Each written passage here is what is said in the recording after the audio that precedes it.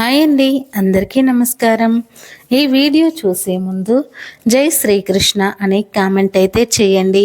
రేపే శుక్రవారం, పైగా సంకటహర చతుర్థితో కలిసి వచ్చింది. అయితే ఈ రోజున చిన్న బెల్లం ముక్కతో ఇలా చేస్తే చాలు, మీ అప్పులన్నీ తీరిపోతాయి. వేలు కాదు, లక్షలు కాదు, కోట్లు వచ్చి పడతాయి. కాబట్టి సంకటహర చతుర్థి రోజున బెల్లంతో ఈ పరిహారం చేయండి చాలు. బెల్లం అనేది చాలా శుద్ధి అయినటువంటి పదార్థం.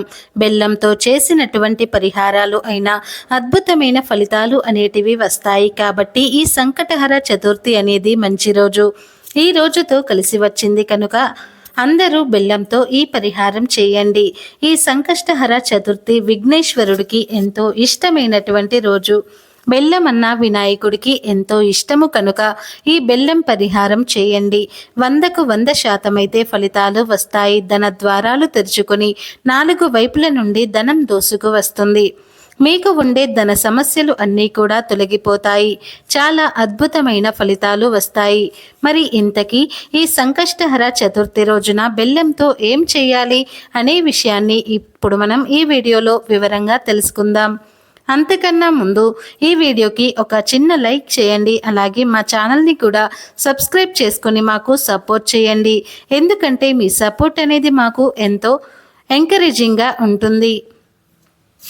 చాంద్రమానం ప్రకారం ప్రతి మాసంలో కృష్ణపక్షంలో వచ్చే చవితిని సంకష్టహర చతుర్థి అంటారు. ఈ రోజున వినాయకుని పూజ చేస్తే సర్వ విఘ్నాలు తొలగిపోతాయని నమ్మకం. గణేష పురాణంలో అనేక కథల రూపంలో సంకష్టహర చతుర్థి, సంకటహర గణపతి ఆచరణ వలన కలిగే లాభాలను వివరించారు. ఈ ప్రకారం సంకష్టహర చతుర్థి వ్రతం చేస్తే పుత్ర సంతాన ప్రాప్తి కలుగుతుంది. బ్రహ్మహత్యా పాతకము నాశనము, వికలాంగ దోష నిర్మూలనము, రాజ్యప్రాప్తి, కుజదోష నివారణము, వ్యాధి నివారణము జరుగుతుంది. అలాగే విముక్తి లభిస్తుంది. అకాల మృతి నివారము, ఇలాంటివన్నీ కూడా మనకు తొలగిపోతాయి. కాబట్టి మన అభీష్టం సిద్ధి బుద్ధి విజయము లభిస్తుంది. గురు అనుగ్రహము, ఇలాంటివి ఎన్నో మనకు లభిస్తాయి. కాబట్టి అందుకే సాధారణంగా ఈ వ్రతాన్ని వివాహాలకు ఆటంకాలను తొలగించేదిగా, సంతానాన్ని ప్రసాదించేదిగా, దూరమైన బంధువులను తిరిగి కలిపేదిగా, జాతక దోషాలను పోగొట్టడంలో సాటి లేనిదిగా తెలియజేస్తుంటారు. వినాయకుడు జ్ఞానము, బలము, ఐశ్వర్యము, సుఖము, అదృష్టములను ప్రసాదిస్తూ ఉంటాడు. తన భక్తుల కష్టాలను తొలగించేవాడు.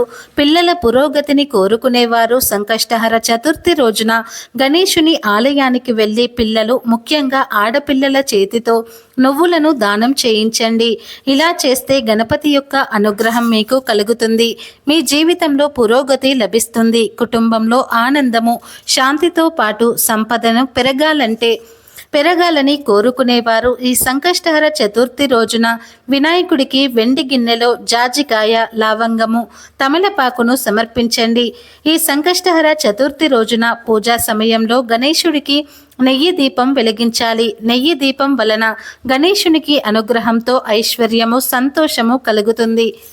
వృత్తి వ్యాపారాలు పురోగతి లభిస్తుంది. ప్రమోషన్లు కోరుకునేవారు సంకష్టహర చతుర్థి రోజున గణపతిని ధ్యానిస్తూ అష్టముఖి రుద్రాక్షలను ధరించండి. ఏదైనా సమస్యతో బాధపడుతూ ఉంటే ఈ సంకష్టహర చతుర్థి రోజున నువ్వుల లడ్డూలను చేయించండి. గణేశుని పూజించే సమయంలో ఈ లడ్డూలను నైవేద్యంగా సమర్పించి ప్రసాదంగా తీసుకోండి. ఇలా చేస్తే మీ సమస్యలు గంటలో తీరిపోతాయి.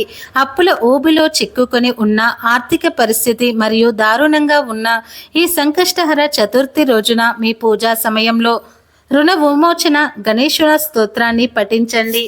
ఇంకా ఏదైనా సమస్య మిమ్మల్ని చుట్టుముట్టినట్లయితే దాని నుండి మీరు బయటపడడానికి ఆచారాల ప్రకారం సంకష్టహర చతుర్థి రోజు ఉపవాసం ఉండండి. మీ కష్టాలన్నీ తొలగిపోతాయి.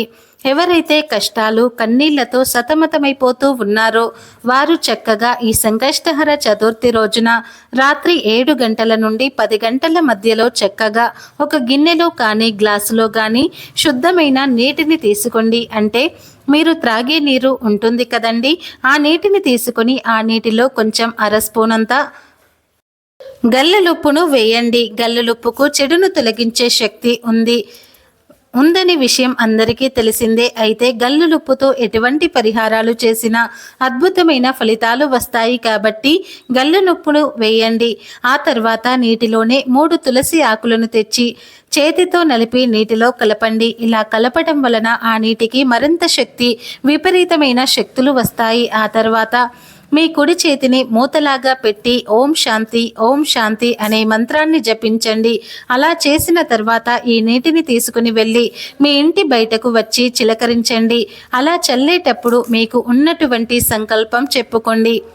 మీ ఇంటికి ఉన్నటువంటి అనగా కీడంతా తొలగిపోవాలి, మా ఇంటికి ఎలాంటి సమస్యలు రాకుండా ఉండాలి, పట్టిన పీడంతా తొలగిపోవాలి, ఇంట్లోని నరదృష్టి అంతా పోవాలి, కష్టాలు పోవాలి, అందరిలాగా మేము కూడా సంతోషంగా ఉండాలి అని మనసారా సంకల్పం చెప్పుకోండి. మనసులో సంకల్పం చెప్పుకుంటూ ఈ నీటిని ఇంటి చుట్టూ చల్లండి. అలా చల్లేసిన తర్వాత ఇక మీరు మీ ఇంట్లోకి వెళ్ళిపోండి, అంతే. ఈ పరిహారాన్ని ఖచ్చితంగా రాత్రి 7 గంటల నుండి 10 గంటల మధ్యలో మాత్రమే చేయాలి. పగటిపూట అసలు చేయకూడదు. ఈ పరిహారం చేయటం వలన మీకు ఉండే కష్టాలు, కన్నీళ్లు తొలగిపోతాయి, ఆటంకాలు, సమస్యలు తొలగిపోతాయి. కాబట్టి అప్పులు కూడా తీరిపోతాయి, వద్దన్న ధనం ఆగకుండా వస్తూనే ఉంటుంది. కనుక మీరు కూడా రేపు సంకష్టహర చతుర్థి రోజు ఫలితాలైతే పొందండి. ఇక ఎంతో పవిత్రమైనటువంటి ఈ సంకష్టహర చతుర్థి రోజున ఇంట్లోని ఆడవారు పాలు పోసి వండే కూరలను వండుకోవాలి. అంటే సోరకాయ, బీరకాయ, పొట్లకాయ, ఆనపకాయ, ములక్కాయ లాంటి కూరలను వండాలి. ఈరోజు ఇలా పాలు పోసి వండిన కూరలను మాత్రమే తినాలి. పాలు పోసిన కూరలు తింటే చక్కటి ఆరోగ్యం లభిస్తుంది. ఈరోజు అందరూ కూడా పాలు పోసి వండే కూరలను తినండి. ఇలా తింటే మీకే మంచి జరుగుతుంది. కనుక ఈరోజు ఆడవారు పాలు పోసి వండే కూరలని వండండి. అందరూ కూడా ఈరోజు పాలు పోసిన వండిన కూరలనే తినండి. ఇలా తినటం వలన చక్కటి ఆరోగ్యం లభిస్తుంది. విఘ్నేశ్వరుడి అనుగ్రహం అనేది మీకు తప్పకుండా కలుగుతుంది. ఈరోజు పాలు పోసిన కూరలను తినటం వలన మీ కష్టాలన్నీ తొలగిపోతాయి. కోటి జన్మల పుణ్యం కలిగి మీరు కోటీశ్వర్లుగా మారిపోతారు. జాతక దోషాలు తొలగిపోతాయి. మీ జాతకం అద్భుతంగా మారిపోతుంది. ధన సమస్యలు తొలగిపోతాయి. విపరీతమైన ధనలాభం కలుగుతుంది. వద్దన్న ధనం వస్తూనే ఉంటుంది. కాబట్టి తప్పనిసరిగా ఈరోజు అందరూ కూడా పాలు పోసి వండే కూరలని వండుకొని శుభ ఫలితాలను పొందండి. ఇక ఈ రోజు పొరపాటున కూడా దొండకాయ కూరను మరియు మాంసం కూరను తినకూడదని శాస్త్రాలు చెబుతున్నాయి.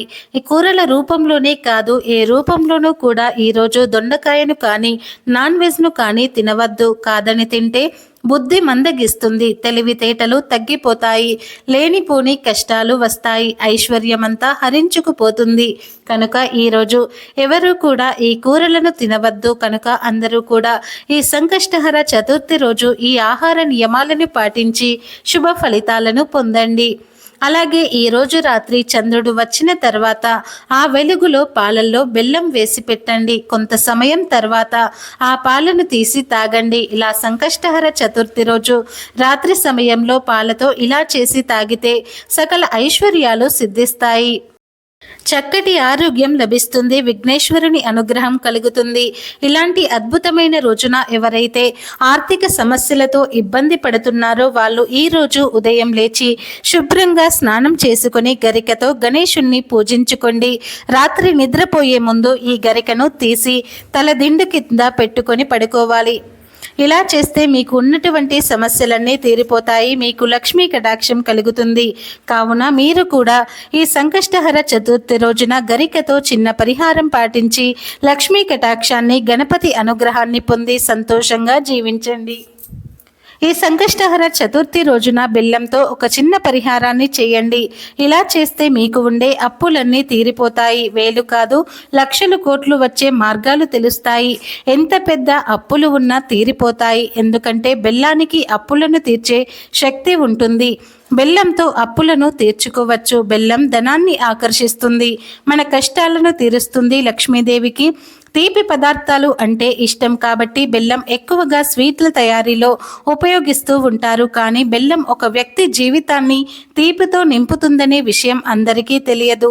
జ్యోతిష్య శాస్త్రం ప్రకారం ఒక చిన్న బెల్లం ముక్కతో కొన్ని పరిహారాలను చేయటం వలన డబ్బు కొరతను అధిగమించవచ్చు. సాధారణంగా ప్రతి ఒక్కరూ ఇంట్లో బెల్లం ఉపయోగిస్తూ ఉంటారు. పురాతన కాలంలో బెల్లానికి చాలా ప్రాముఖ్యత ఉండేది. బెల్లం కేవలం తినుబండారమే కాకుండా మంచి ఔషధం కూడా. యువతులు బెల్లం తింటే రక్తహీనత నుంచి బయటపడవచ్చు అని పరిహార శాస్త్రంలో బెల్లానికి కూడా ఎంతో ప్రాధాన్యత ఉంది. ఎంత శక్తి కలిగినటువంటి బెల్లంతో ఈ సంకష్టహర చతుర్థి రోజున ఒక పరిహారం చేస్తే చాలు, లక్షలు కాదు కోట్లు వచ్చి పడతాయి, మార్గాలు తెలుస్తాయి అని సిద్ధశాస్త్రం చెబుతుంది. ఏమీ లేదు, ఈరోజు ఒక చిన్న బెల్లం ముక్కను తీసుకోండి. ఆ బెల్లం ముక్కను తీసుకుని వెళ్ళి ఒక చిన్న వైట్ పేపర్లో వేయండి. దాని మీద చిటికెడు పసుపుని, చిటికెడు కుంకుమని, ఒక ఎండు ఖర్జూరాన్ని కూడా వేయండి. వీటన్నింటినీ ఒక పొట్లాన్ని తయారు చేయండి. ఈ పొట్లాన్ని తీసుకుని వెళ్ళి పూజా గదిలో వినాయకుడి ముందు పెట్టి సంకల్పం చెప్పుకోండి. దేవుడా, మాకు అప్పులు ఎక్కువగా ఉన్నాయి, అప్పులన్నీ తీరిపోవాలి, మేము కూడా అప్పులు ఇచ్చే స్థాయికి రావాలి, అంటే ధనం బాగా రావాలి, ధనవంతులుగా మారిపోవాలని మీకు ఉన్న సంకల్పం మనస్ఫూర్తిగా విడమర్చి చెప్పండి. అలా కోరికను చెప్పుకున్న తర్వాత విఘ్నేశ్వరుని ముందు కొబ్బరి నూనెతో దీపారాధన చేయండి. ఒక దీపం వెలిగించండి. దీపంలో కూడా చిన్న బెల్లం ముక్కను పొడిలాగా చేసి వేయండి. ఇలా చేస్తే చాలా మంచిది. ఇంకా వినాయకుడు ముందు పెట్టిన పొట్లాన్ని మాత్రం 24 గంటల తర్వాత తీసి ఆ పొట్లాన్ని తీసుకుని వెళ్ళి ఏదైనా ఒక చెట్టు మొదట్లో చిన్న గొయ్యి తీసి పాతి పెట్టేయండి. ఇలా సంకష్టహర చతుర్థి రోజున ఈ చిన్న పరిహారం చేస్తే చాలు, ఖచ్చితంగా మీకు ఉండే అప్పులన్నీ తీరిపోతాయి. వేలు కాదు లక్షలు వచ్చే మార్గాలు తెలుస్తాయి. లక్షాధికారులుగా, కోటీశ్వరులుగా మారిపోతారు. కనుక అప్పుల నుండి బయటపడాలి అనుకునేవారు ఈ సంకష్టహర చతుర్థి రోజున బెల్లంతో ఈ చిన్న పరిహారం చేసుకుని శుభ ఫలితాలను పొందండి.